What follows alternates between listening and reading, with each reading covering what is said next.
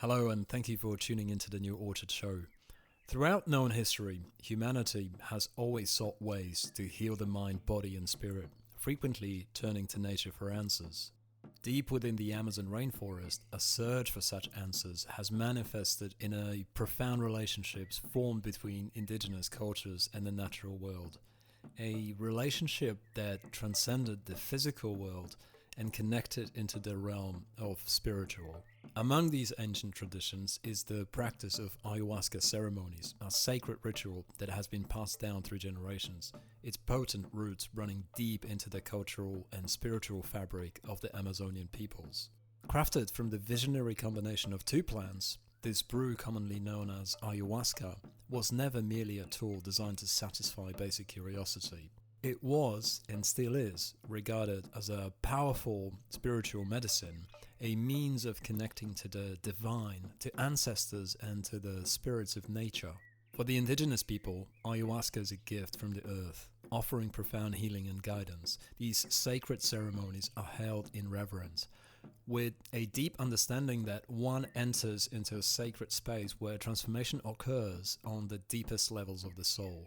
In recent years, ayahuasca has emerged as a potential therapy for some of the deepest wounds in the modern world, trauma and PTSD.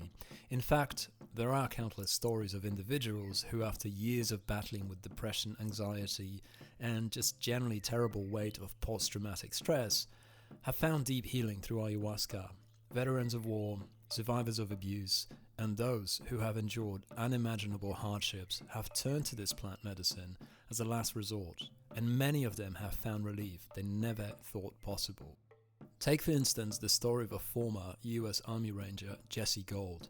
After his time in combat, Jesse, like so many veterans, struggled with severe PTSD, feeling disconnected from life and unable to find peace or meaning in his day-to-day. Traditional therapy and medication failed him, leaving him in a state of deep despair.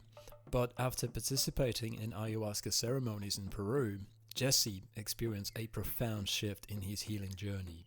He not only found relief from his PTSD, but was very much inspired to help others access this powerful medicine. His story is one of many that illustrate the potential of plant medicine to heal the emotional scars that modern therapies often struggle to touch. Jesse Gold is the founder and president of the Heroic Hearts Project, which is a non-profit organization pioneering psychedelic therapies for military veterans. Despite so many success stories, stories of deep positive transformation, stories of breakthrough, and stories of deep healing, plant medicines are not to be taken lightly. The sacredness of these ceremonies, which have been held for centuries by Amazonian shamans, must not be diluted in the rush to use ayahuasca as a quick fix for spiritual or psychological pain. As Western interest in this plant medicine grows, so does the risk of its misuse. The rise of untrained and self-appointed facilitators who claim to guide people through these sacred journeys without the wisdom or experience required are a real danger. This is a warning echoed by Mircea Eliade, the great scholar of shamanism who wrote about the distinction between authentic shamans, those who undergo profound trials and initiations to connect to the spirit world, and those who merely imitate the role, lacking the spiritual depth and responsibility that true shamans embody. Without proper guidance, these ceremonies can lead to emotional, psychological, and even physical harm. An outsider who has not conducted any research about this subject matter, simply put, would not be able to tell the difference. Today, we will explore these themes, from the ancient, deeply sacred traditions of the Amazon to the modern use of ayahuasca as a tool for healing, trauma, and PTSD. We will also discuss the delicate balance between honoring this sacred medicine and the pitfalls of engaging with unqualified facilitators. Joining us today is someone who walks the fine line between these two worlds, Laura Reeves, a UK-based facilitator and a medicine woman who organizes retreats at sacred sites in both UK and Peruvian Amazon. I would say you need a fairly open mind when consuming this interview if you want to get something of value out of it. Let's dive in. Hi Laura, very warm welcome to the New Orchid Show. It's great to meet you today. Yeah, really great to meet you too and to connect with Australia, one of my old hometowns. You have a very interesting origin story, if I can call it that.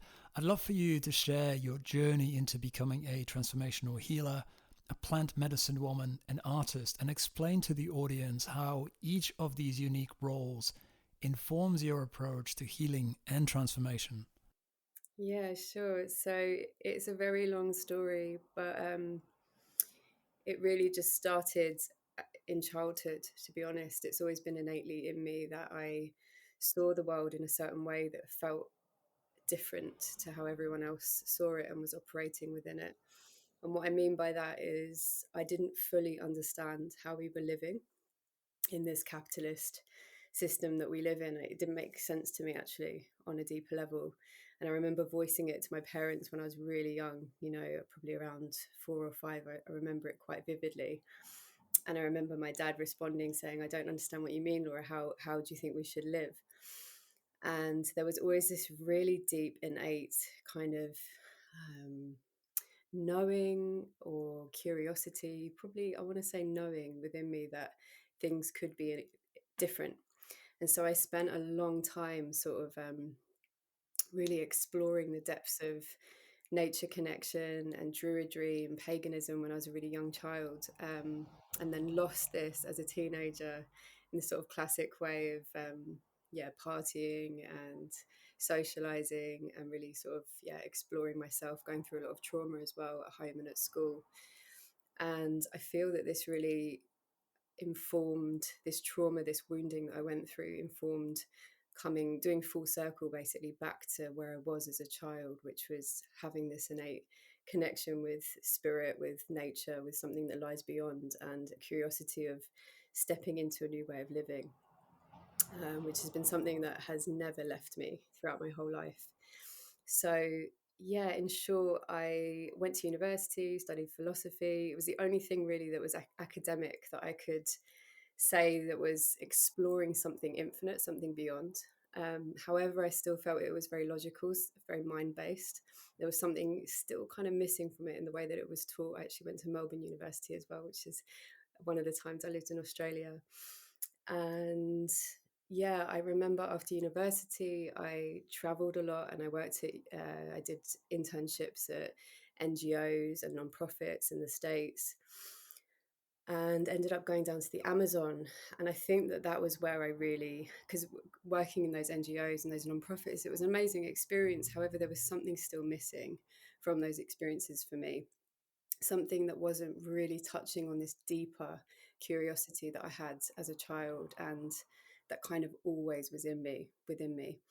And it was only really when I started exploring the plants, the plant medicines and shamanism, that I started touching on it and started reawakening it within myself. So I guess that was the beginning of that big transition for me in discovering the healing work and the transformational work. And I think exploring those medicines and those technologies of the forest. And of course, I kind of laugh and say, of course, it came from the forest, because the forest was the place where I was most at home as a child. So those technologies in the Great Forest, the Amazon, were the ones that really awakened me, so to speak, back to the reality that I was aware of as a child, which was very mystical, very infinite, very very mystical and infinite and beyond the logical capitalist production focused mindset that I'd been very much conditioned into. And I'd very much let go of that, and sort of shunned those parts of me growing up as a teenager and as a child. I was told they were wrong and they weren't useful, and how are you going to make a career out of this, and all of these things. And that really affected me. And living in New York City, it was like, you don't sleep, that's not productive. You drink coffees, you keep going.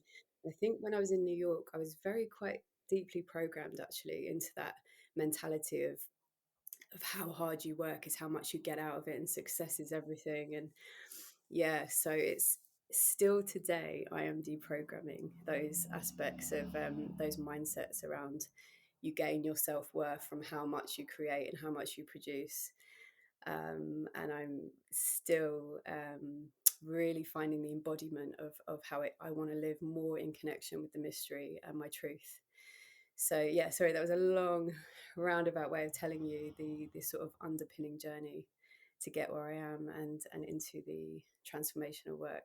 Yeah, I would say you're in a small minority of people who have realized that they have been programmed to behave and operate in a certain way. My experience in New York really aligns with what you just said. When I was doing a little bit of research for this specific episode, I think I've listened to you on psychedelics today, where you gave a fantastic interview. I'm going to include a link to that interview in this episode as well, because it's well worth a listen. What was fascinating in that interview was when you talked about a little bit of childhood trauma and then maybe a little bit of addiction to heavy boozing, and then you go and start traveling around Latin America.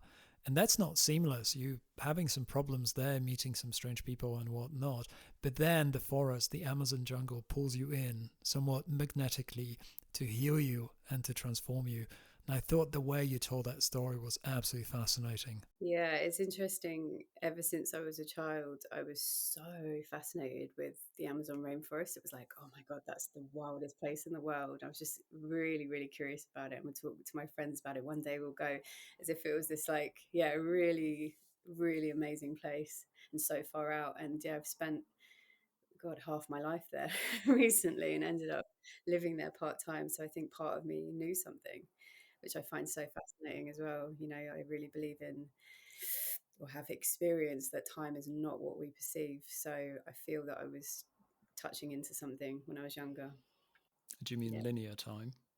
Yeah, I don't believe in linear time, basically, based on my experiences. Yeah. Can you tell us a little bit more? My beliefs are based on my experiences. So I really don't believe anything until I have experienced it. So if I hear something in the news, I don't, doesn't mean anything to me if I haven't experienced it. In general, I mean, there are things obviously that we hear that have happened, but a lot of the constructs that we've been given, I believe, are programmings. They are constructs, and so there was one experience that I had, very transformative experience, where I was shown that time is not real, and I've been shown that numerous times now, and that we only have this moment. And again, it's something I can tell people, but it's only when you fully experience it that you're going to understand that as true. So, with the work that I do, with, so to speak, psychic work that I do, it now what I understand is that there is just a happening in reality, and we're able to tune into the quantum field, which is the field of oneness, and from that we can tune into information that's in that field, because it's all just one field of energy. Ultimately, that's what I've experienced, and there's no such thing as time in that. It's a perception. That's kind of how I see it. So we are perceiving it in order to have this experience in this incarnation, but ultimately at the highest level, at the deepest level, it's not actually what we see it to be. Does that make any sense? Oh, it makes perfect sense to me, but I think the key to it is personal experience coupled with a very open mind. The programming in the broader society is so incredibly potent and causes some people to simply belittle and denigrate anything that's metaphysical in nature.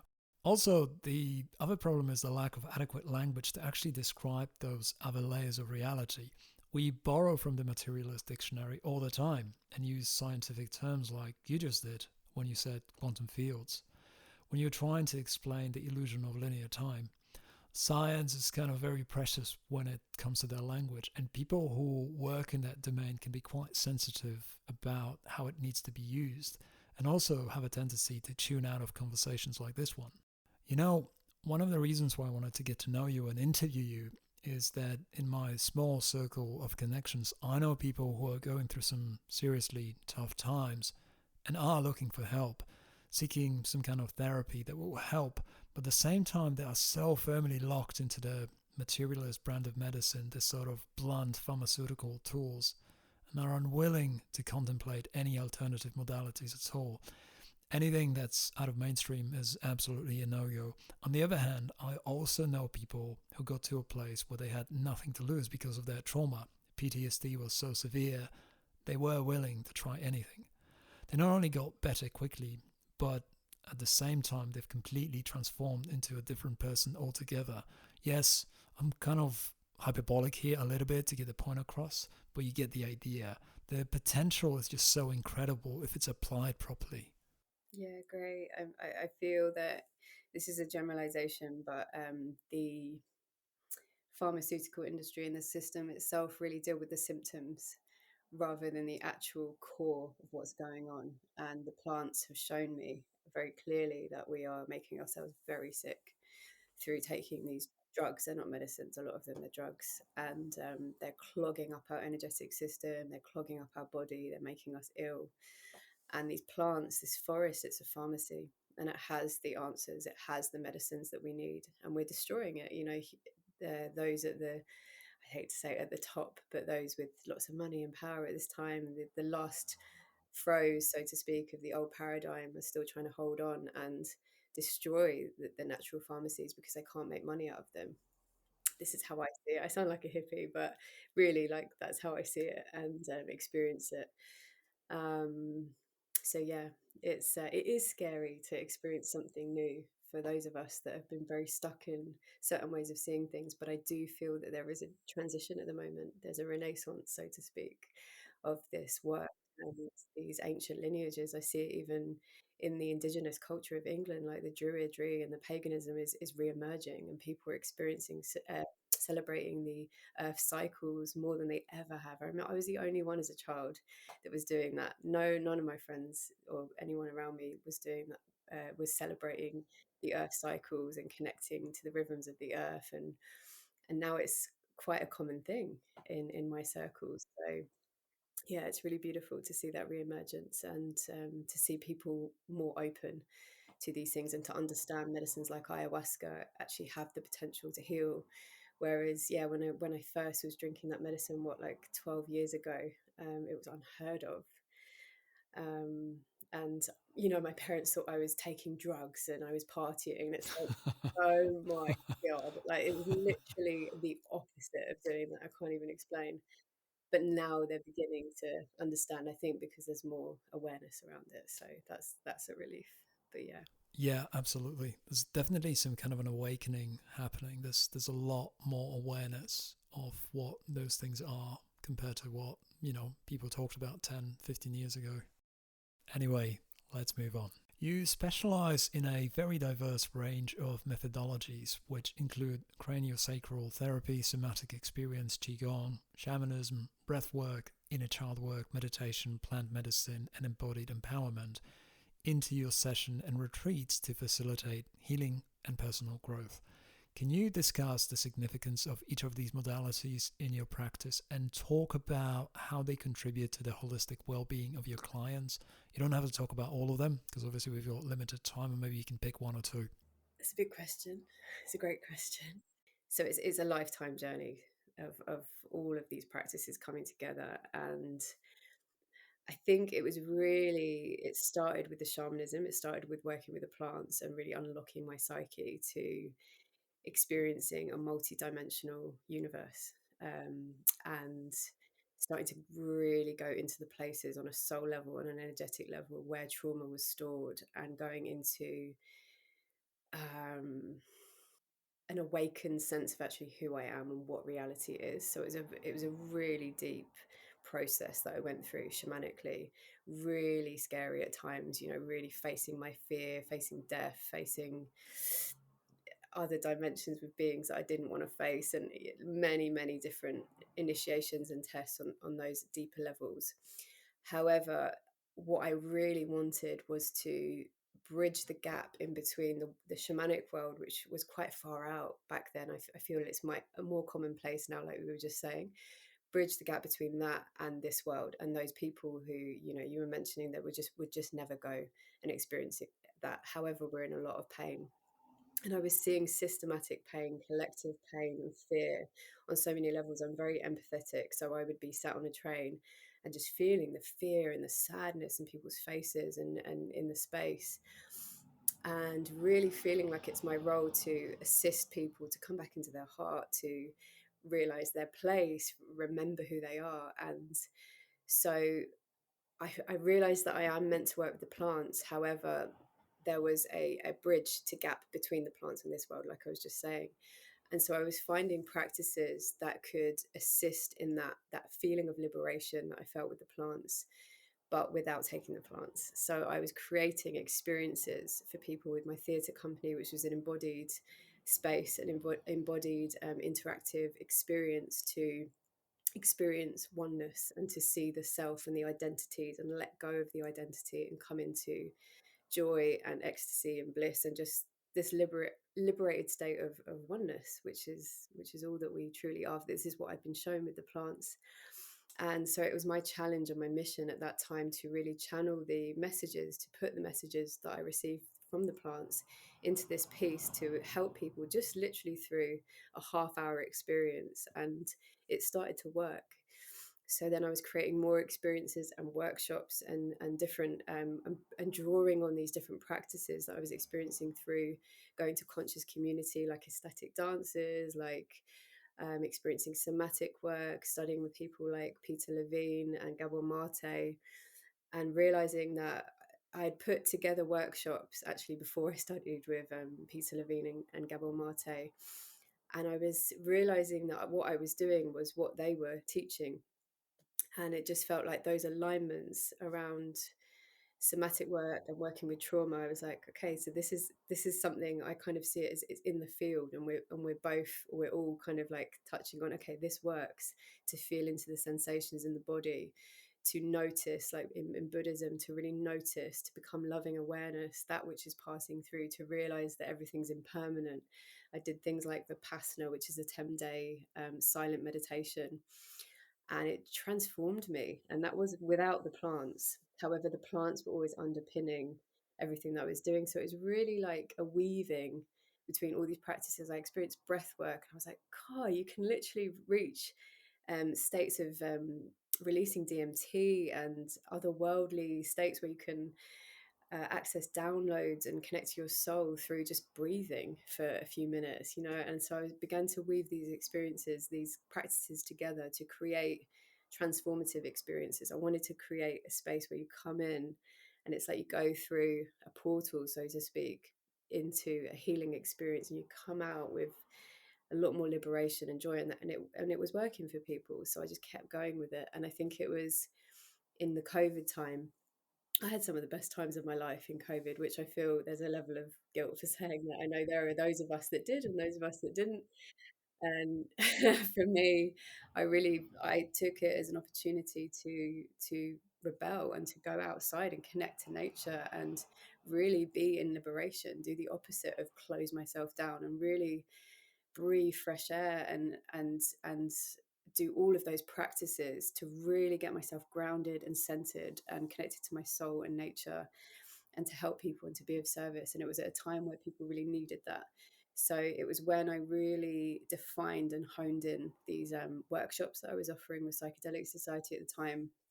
And I was doing them online, and they were really popular, and it really kind of encouraged me to keep going with it, create courses, was getting asked to do trainings to help people to learn to facilitate. So yeah, that's I feel hopefully that will answer the most part of your question about those practices. I don't know if I can go into any more detail on that. You have definitely addressed parts of that question. I probably put too many things in there, to be honest with you. I wanted to ask you about your knowledge acquisition journey and ask you if you primarily self-taught or if you've trained with a lot of professionals to get to the point where you are today. Yeah, well, it's both. It's both an innate knowing. So, like I was mentioning, I was doing things in my things were coming out of my workshops. So, okay, I'll go back a little bit, a step back. So, I trained at acting school, and I did a lot of work with the body and with somatic work and Feldenkrais. And there are so many like dons of that world. It was a very embodied theatre school that I went to. So it was all about really getting the ego out of the way and connecting to the present, connecting to the body. So I learned a lot there. And after that, with the work that I did around that, with my theatre company, and exploring being in rooms together with my theatre company for weeks on end and exploring through the body different techniques. So there was a lot of that kind of exploration through theatre and the embodiment practices that came with that, clowning, bouffon, lots of different amazing skills that have really assisted me to be very present and playful and work with the body, work with the spirit even as well. And the your sort of cosmic jester side of it, if that makes sense. And then when I was developing the workshops, I was really talking to the plants, and I was getting messages when I was doing the theatre company of what to include. So it's a lot of play and exploration with that, and I feel that was a real connection to the spirit plane, which for me is the core of art, really, when you're really connecting into something deeper. And then when I was running the workshops, things were coming through the workshops that then I went and did the trainings with people like Gabor Mate, Peter Levine. Like I mentioned those two because they are very on topic and I think they're amazing. Pretty much all of what they say I completely resonate with. And I was already doing what they were teaching. I was already saying that stuff. So it felt really resonant. So yes, I did do trainings. However, yeah, it's both. It's like, yeah, things were coming through me and coming through with the plants, and then I was wanting just to have like a bit of grounding and learning from people that have studied for many years as well. So yeah.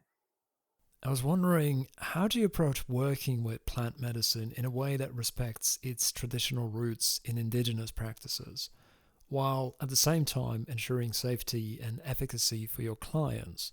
Now, the reason I'm asking this question is that I'm sure you know this, but the landscape, this environment of services that we're talking about here today, is becoming gradually quite saturated. There's quite a lot of people out there offering a variety of different services, if I can call it that. And I was wondering what your point of view on all Yeah, those things I can talk is. forever about this. No, I just really, I feel that I'm a bit of a mouthpiece around it, to be honest. Where did it start? It started in what word should I use or term should I use? Car crash experience, where I very quickly and devastatingly learned the consequences of someone holding a ceremony who's not a shaman, who has not trained, who has no interest in training with a shaman, who has no interest in initiating and spending years dedicating themselves to that path. And there's a lot of people, I live in Glastonbury, I live in the mecca of spirituality, so I see this all the time in these circles, who want to be the shaman, and they think it's glamorous, or they think they're doing something positive, but they don't actually want to spend the time it takes to initiate, to train, to be in integrity with these lineages and with these plants.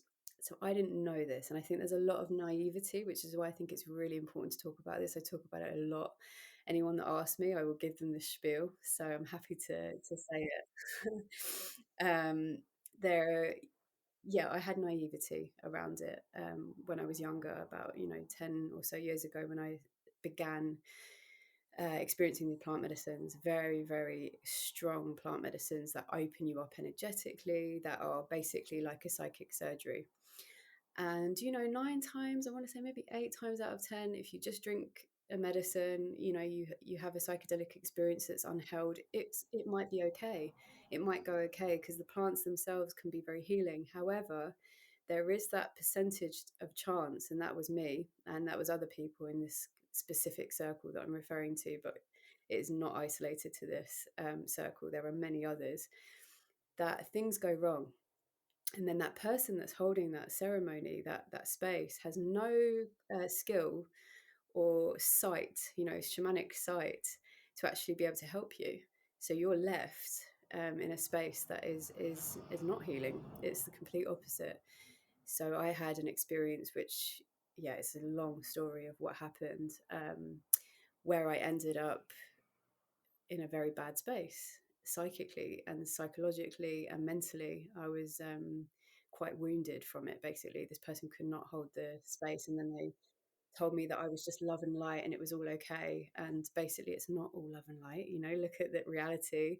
There's a spectrum of fear and love and dark and light, and that's the truth. And let's be honest about the truth. There is a shadow, and there is in the psychedelic space, very much so. When you open up energetically, there's infinite possibilities out there. So if you haven't got someone that's very grounded, that knows how to hold space, you're messing. You're opening yourself up to anything ultimately. So I learned my lesson. Ended up, yeah, in a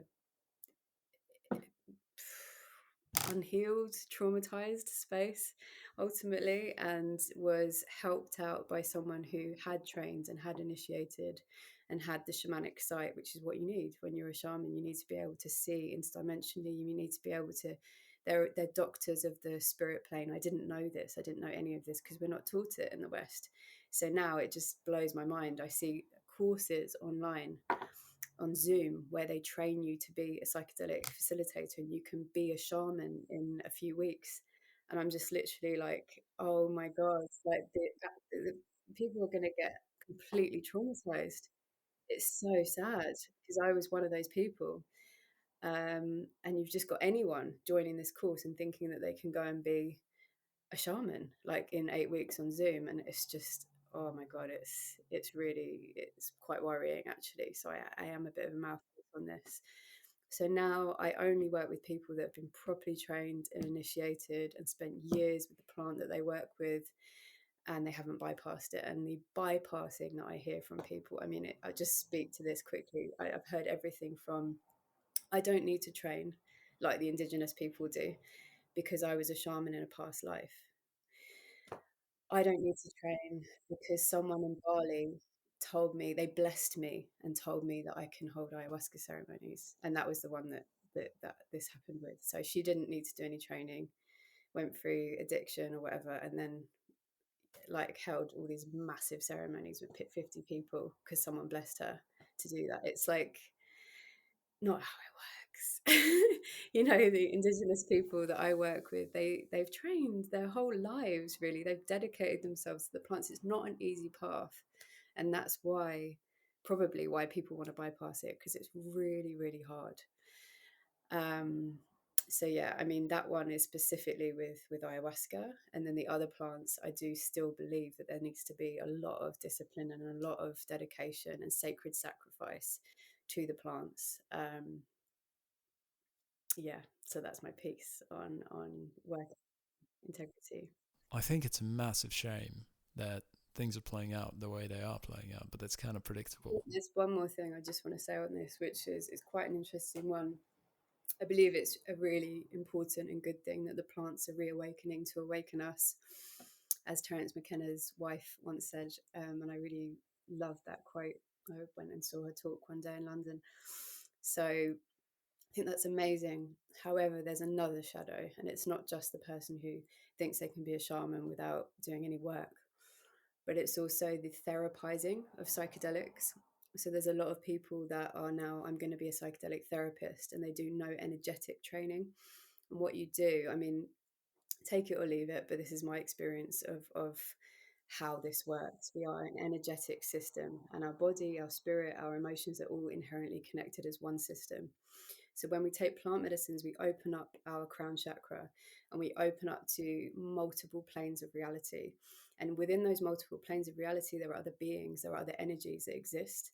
And so when you open up, and you are basically opening to the infinite, ultimately, to something that is so far beyond this matter plane that we're sort of, a lot of us are conditioned to be stuck within, actually, and not see outside of. And the problem with someone therapizing the psychedelics is that if an energy comes in, an entity, you know, dare I say something demonic, darker comes in, which is resonating with that person's trauma, or, you know, that just comes into their field and they're having a bad trip, so to speak. So they're having really unpleasant experience, that person who's holding the space, who's a therapist, will have no idea about other planes of reality, no idea about how to discern whether that's a darker being or whether it's actually their trauma. And they will, and I've heard this many times, they'll say, oh, it's just your stuff, it's just your trauma. And they won't know how to clear it out of their system. They won't know how to work with it because they're not working on an interdimensional level. And these plants are interdimensional plants. They are not just operating in this plane, they're operating in multiple infinite planes of reality. So what a shaman does is they're able to work interdimensionally, astrally, and they're able to see what's actually going on energetically with you, which I think is like crucial if you're going to work with plant medicines. So I have a real issue actually with the therapization of psychedelics as well. I think it has a light side. I think it's positive that people are wanting to experience it, the therapeutic benefits, but I think it's quite heady again, and it's not all encompassing. It's not taking into account the wholeness of the situation, which is ultimately that we're spiritual beings operating on many planes. And so people again come out traumatized and they have things attached to them and they have no idea why. And they're told it's their stuff and they need to just face it. And I just completely disagree that they need to just face an entity that's attached to them. They need it removed, and then they need to go into why it is that this thing attached to them, which is maybe a trauma within them. But yeah, there's no understanding in the therapeutic space in general about that, and you can't learn that in 2 weeks or whatever on Zoom, how to work with entities in interdimensional reality. So again, yeah, that's my piece on that. Yeah, that's very interesting. And as I was trying to say before you started formulating the second part of your answer, I think it's a shame that, there are people out there who are looking for help and are willing to try these alternative modalities, and they come across inexperienced facilitators and they bring trauma to the table or something else along those lines that they want addressed, they want fixed, call it whatever you will, and they end up getting more trauma out of the experience. And I think it's a real shame because it destroys the potential of these alternative modalities for those specific people. Also, what is worth mentioning here is that the majority of questions I had prepared for this interview are essentially focused on the therapy aspect of plant medicine and other healing modalities you have been talking about today. So I'm really glad you're educating me, as well as listeners in the audience, and providing clear guidance on what to pay attention to and what the biggest watch-outs are. The type of questions I get when plant medicine is being discussed are clearly questions of deep curiosity. What is the power of this thing? What can it do for me? Can it alter me permanently? What if I go through a divorce and start sinking into the pits of hell? Should I be looking at this? How do I go about researching this thing? Absolutely. If you feel cool, I'm sorry, am I being invited to answer that question? Sure. Yeah. If you're feeling calls to those medicines, 100%, I guess it's quite obvious what I'm going to say next. It's go with someone that actually understands the depth of this work, and understands, yeah, and has spent many years in dedication to these paths and to these plants.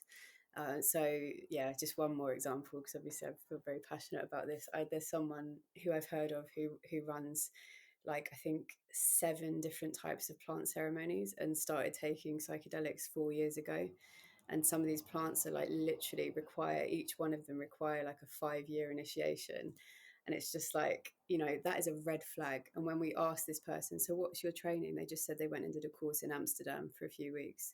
And so now they're serving iboga, ayahuasca, San Pedro, peyote, mushrooms. Like, it's so bad. So yeah, just if this resonates, if what I'm saying resonates, it's really working with someone that has spent a long time in dedication to the specific plant medicine that they're serving, and has a connection to the lineage, and has, ultimately, really, as far as I see it, if you're really going to work on a deep shamanic level, a mystical level, they would have been called by the spirit plane.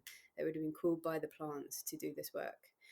And I'm reading a book on ancient shamanism at the moment, and shamanism is the most ancient tradition that's actually ever been recorded in the history of humanity, as far as this book says, which resonates with me. And yeah, the shamans back in the day, they were either, and the most common was that they were called by the spirit plane, or they were called by the community. They didn't decide themselves that they were going to be that person. And it wasn't a glamorous thing as it seems to be now, which is a little triggering for me actually, when I see in the new age community that everyone wants to. It's not glamorous. If you're really doing it properly, it's ego slaying. It's hard. I have to be in isolation for weeks on end. It can be quite miserable, really just spending time going into the shadow and being disconnected from society, and the guidance is like get off social media, and it's not be someone, and becomes it's the opposite when you're really in dedication. um so yeah, I would say yeah, in short, if you feel called, I think that that's very beautiful, and I think these plants have such a profound effect to help people heal, but just be really mindful about working with someone in integrity. Yeah. That is very clear and very rational guidance, Laura. Thank you. Are you at liberty at all to share a specific example of how you've integrated multiple modalities, including plant medicine, obviously, to support a client's healing journey? What was the problem and what was the outcome, if you can disclose a specific story? So everyone is different and unique. So it's quite a difficult question to answer, in that it would really depend on what's going on for that person. Um, there are those that are ready for the plant medicine. And for me, when holding retreats in Peru, which I do regularly, when I bring people out there, it's really about holding space for the plants to work through the people who come on the retreats. And then I'm just holding space for what's coming up in reaction, in response to working with the plants and being in isolation in nature, for example. There are those that are not ready to do that, or haven't got the capacity to do that in their lives. And so I do one-on-one sessions with them. And generally, I will start with the sort of Buddhist concepts of really allowing yourself to become the loving awareness and observe your life sort of as an awareness, really, and not being so caught up in the emotions and the stories that run through us. So really taking ourselves back into the deeper self, ultimately the oneness. And then working with practices that, and it really depends on what's going on for that person, to come back into the body, because a lot of the time when we go through trauma, we become dissociated. And I think as a whole, collectively in our society, we're dissociated. And so I can definitely include myself in this. It's so easy to go for the distractions, right? Like they're everywhere, they're all around us. Like Gabor Mate says, we live in a society of distraction and of numbing, and of getting, yeah, the and not facing the feelings and the pain. So it's actually quite difficult. It's quite a challenge to discipline yourself, to observe the sensations, to see where those desires for wanting the distractions actually come from, and to address the root causes, which for me are most of the time connecting with the deeper self, feeling the feelings, really going into the traumas in a safe and held way. So you need to feel safe to do that. Otherwise, it's going to be re-traumatizing. And I've definitely experienced practices that can re-traumatize people. So I'm very careful to create safety in the body, create safety in the sessions. Um, yeah, so that going into the traumas, becoming the loving awareness, and yeah, working with reconnecting with the body, reconnecting with the energetic system and with the truth of the spirit. So really connecting back to your intuition and to what actually your mission here is. Because we can get very lost with programming growing up in society and with our parents as to what we think we should do, and becoming someone in ego and societal programmings and conditionings. I know I had a lot of that. And so coming back to the core of why I'm actually here, the plants really helped with that for me. When I was in Hollywood being an actor, it was ayahuasca that was like, no, this is not for you, and really kind of mirrored to me what I was doing and the way I was living. And I was like, yep, you're right. God damn. Yeah. Very good indeed. Integration is such a critical part of all these experiences. I was wondering, what do you do to support your clients integrating newfound insights and wisdom on the back of their healing and transformational experiences, just to make sure it all sticks and stays with them for a very long time? Yeah, that's a great question. And it's, I think, one of the main questions at the moment in my own life and in many people's lives that I'm working with. I really feel that this is someone once said, I say this a lot actually, to friends at the moment this quote that there is this vision of New Earth, which is this paradise, this utopia where we're all in connection and we're all, you know, healing and living together in community and connection with nature and right relation to nature. But right now, we're not quite at that point, even though, you know, as I was saying earlier, time is not completely what we see it as being. But what I see is that we are, and there was a quote around this, I can't remember who it was, it might have been Pam Gregory. Anyway, that we are the architects of New Earth, we are building it. And so, in that, these messages, these downloads, these transmissions from the plant medicines are so, so important as far as I'm concerned in allowing us to reawaken to a different way of being. Like I kind of realized it already as a child without any plant medicines, it's like innately within me that there is a different way of living.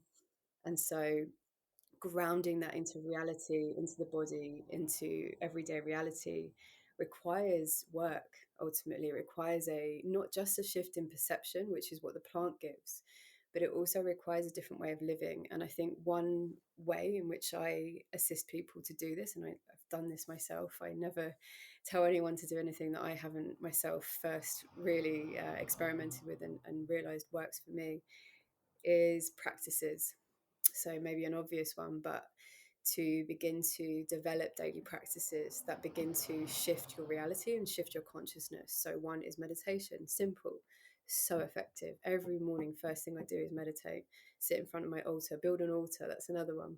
Sit in front of my altar and connect to that which lies beyond, connect to my deeper self, connect to spirit, and just sit in nothingness. And when all the thoughts come up, just allowing them to move through.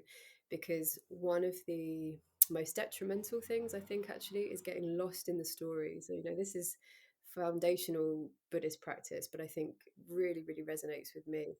Really, yeah, meditation. So that's one practice. Moving emotions through the body, coming into states of love, into ecstasy, into bliss, moving anger, moving anything that's triggering us. And this comes to the Peter Levine work. So anytime we're traumatized, anytime something triggers us, allowing the body to completely experience, because the imprints can lie in the energetic system and in the body.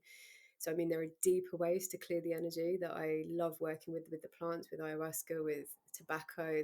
There are some deeper ways shamanically that you can clear the system, but there are embodied practices as well. So dancing, shaking, qigong, connecting to nature. I mean, these are just things I say to people: ground into your daily life. You know, even if it's, I was speaking to my little sister last night, even if it's a couple of minutes a day of meditation and just centering yourself, it makes a difference. Even if it's 2 breaths before you walk out the door and go to work, it will make a difference. You know, having a cup of cacao in the morning and setting an intention, it makes a difference. So these are the steps, starting small, where you can begin to shift your everyday reality and integrate the messages and the lessons that you get from the plants, because they can be quite strong sometimes.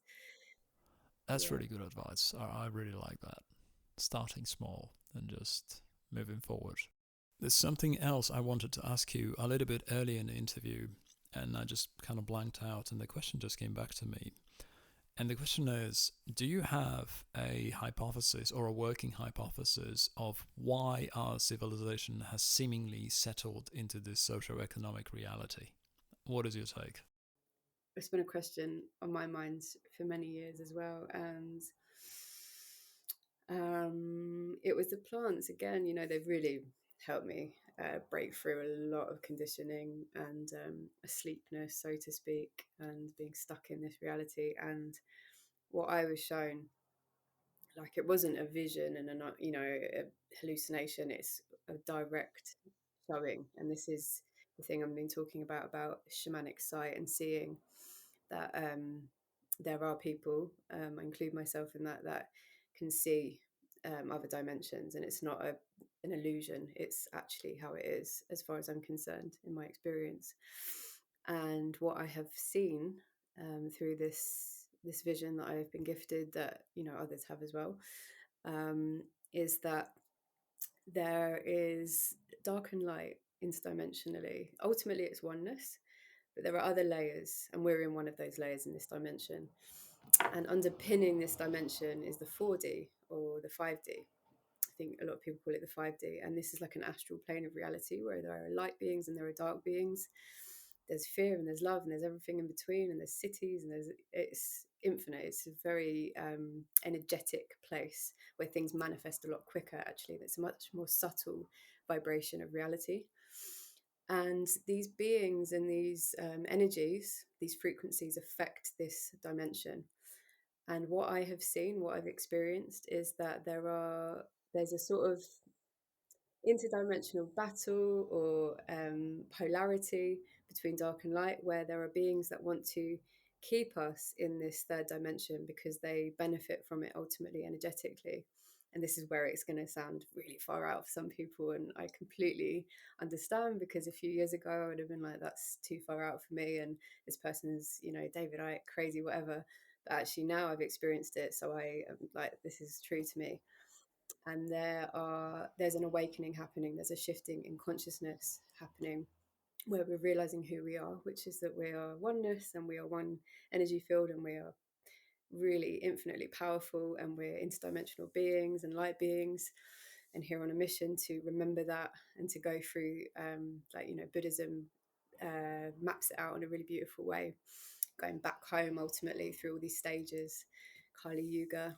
But whatever way you want to look at it, is, as far as I see it, is that there are those of us that are awakening, and it can't be stopped ultimately, but there's this sort of play, this Leela of creation, that's ultimately, there's no wrong and right with it, but these beings are wanting us to stay in this dimension. So as far as I see it, this government and the corporations and everything, they're the fear-based energies, but they're all part of the oneness ultimately, and they're all, every part of the oneness knows where it's going, but it's like yeah, we're stuck. There are those of us that are stuck in this very socio-economic channel.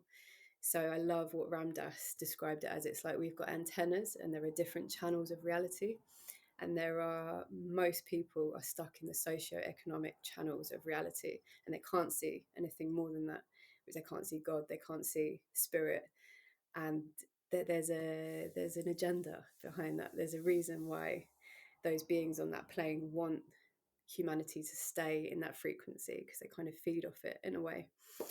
Sounds crazy, but that is my experience, and it feels very true to me. But ultimately, we are going to wake up and we are going to create a more beautiful way. But yeah, we're on our way there at the moment, and it's a little bit painful, actually, to really overcome all this trauma and disconnection to our true selves, because there's a lot of wanting to hold on to it in our system, because it's undoing everything we've ever been told to let go of it. So yeah, I'm not sure how much sense that makes to you, but It makes a lot of sense to me, but that's because my mind is receptive and opened. And I would encourage the audience to try and be open to these seemingly abstract concepts. Laura, despite you formulating an illuminating answer, being so transparent and taking the risk of, as you said, sounding a bit nuts, your answer is not original. And what I mean here is that I have heard it before from other people who have also ventured into the darkness to explore other planes of reality and landed very similar conclusions, which is very interesting in itself. Do you mind if we get back to meditation a little bit?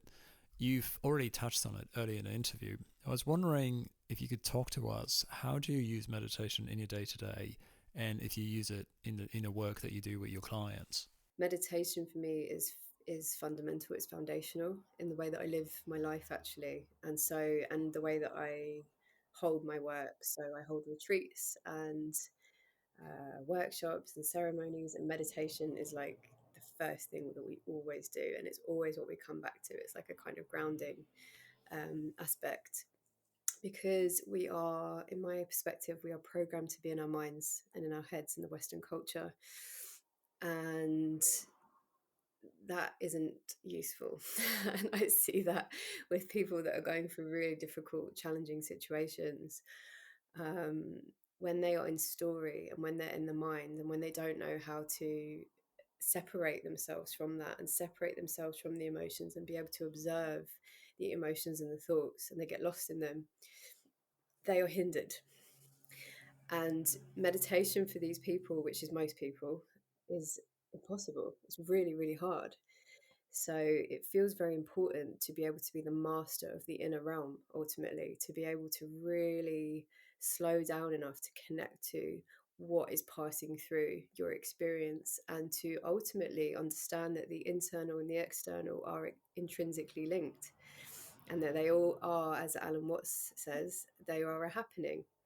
And how are they interacting, and just watching the Leela, the play of reality, without reaction, without judgment, with, as Ramdas says, loving awareness. It's like life changing.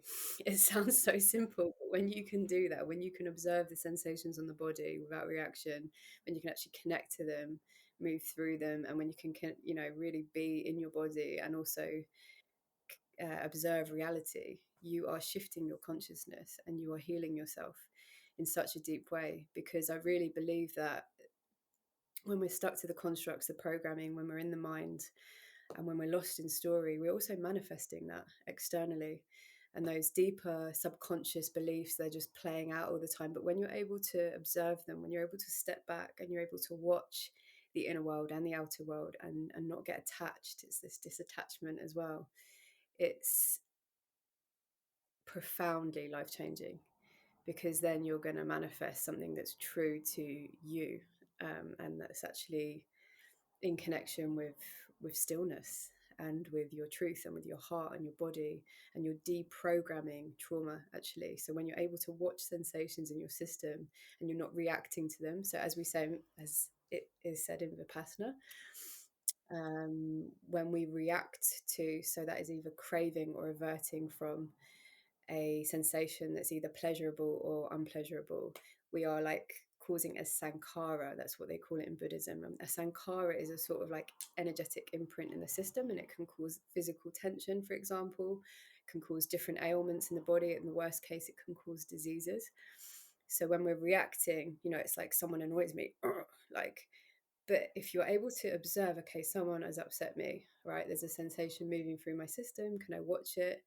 Breathe through it, maybe somatically release it. But if we're talking about meditation specifically, it's watching, allowing it to pass through, returning to the knowledge, the wisdom that everything's impermanent. Then we allow these sankharas, these energetic imprints, to become dissolved, to deprogram them, and we're no longer attached to reality, attached to outcome. We're accepting what is, and we're actually, in my view, we're connecting to a deeper truth and a stillness within our system, which is profound. And then we can manifest from that place rather than from a tense kind of like reactive place. And I think that makes you a lot happier. So yeah, that's my piece on meditation and why it's so, so important. What do you think about all of the technology that's coming into this space? Is that a force for good? Is it a disruption? There's so much hardware and software hitting the market, and sort of it's being targeted at people who want to try meditation. What do you make of that? It's got a shadow and a light side to it, this, I think. And I'm no guru on this. I'm not trying to profess that I know the full answer to this. What I will say is that I've had some quite profound seeings into the fact that the screen is quite detrimental, actually, to our psychic health, and that these technologies like the iPhone, and the screen are actually uh, dulling us down and disconnecting us from the truer technology, which is our spirit and nature, divine architecture, the manifestation of spirit, which I believe is nature. And they are not inherently good for us. That's my truest opinion on it. However, it's good that people are connecting to meditation, and if there are simple ways, if someone has a busy life and they need to, something's going to slightly shift it through an app, then sure, maybe that would help someone in that way, if they are, living, as doing a 9 to 5 job that's really hectic, and they don't have the time to sit and create an altar and meditate in the morning, then maybe that does help them. But ultimately, on the deeper levels, I don't think moving more towards technology, as far as like iPhones and apps, I don't think it's really gonna like raise your consciousness and wake you up. That's my truth. All right, since we're running out of time here, let me ask you this. For people who have decided that they do not have fear anymore and want to try these unorthodox, non mainstream modalities, what would you say are the biggest watchouts? Like, what would you add on top of what we've already discussed here today? Where should they go? How should they conduct their own research and prep? Yeah, it's a great question. So number one is your intuition.